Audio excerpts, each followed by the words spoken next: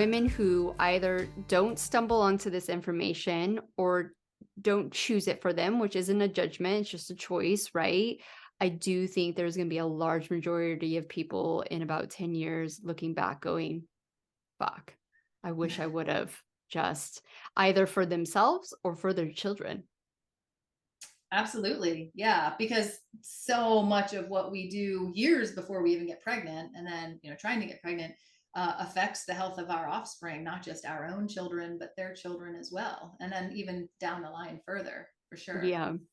I have this colleague, she's a medical intuitive, and I always say, like, I feel like our genes are just so much more dumbed down than previous generations, just due to all the toxins and the stress and the food and just the way society has played out over the last 50 to 100 years, right? And she said to me, she's like, you don't realize how right you are.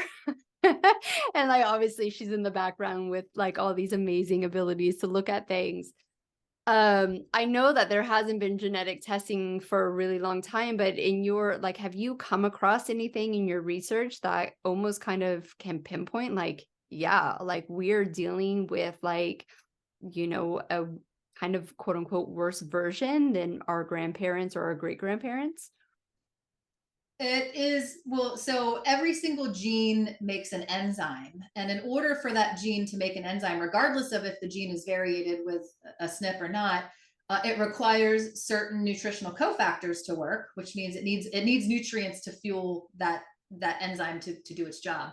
But toxins slow it down and inhibit that process. And more times than not, and I even say in my book, I do feel that in this day and age, it is more important to be able to properly detoxify and obviously avoid the stuff from coming in the first place than proper nutrition is. So being able to detox is more important than a nutritious diet these days, because we're just inundated and these toxins are passing on to children. If we are lucky enough to get pregnant, then I think that's one reason why we have so many more cases of learning disorders and allergies and behavior problems and skin issues and childhood cancer. And so this is and then if you think about it, we pass our toxic load onto our children, and then those children, they accumulate a lifetime, or let's say 25 years of toxins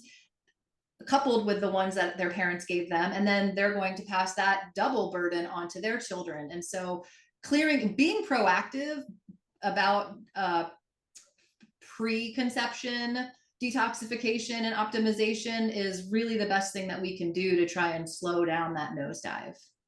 Yeah, yeah, exactly.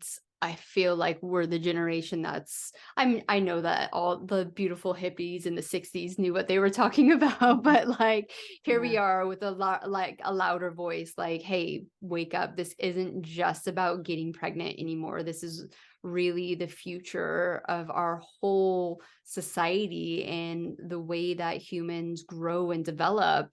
And I know this is like a really harsh thing to say, but I see it within my kids' schools. I see it within my kids' like soccer teams.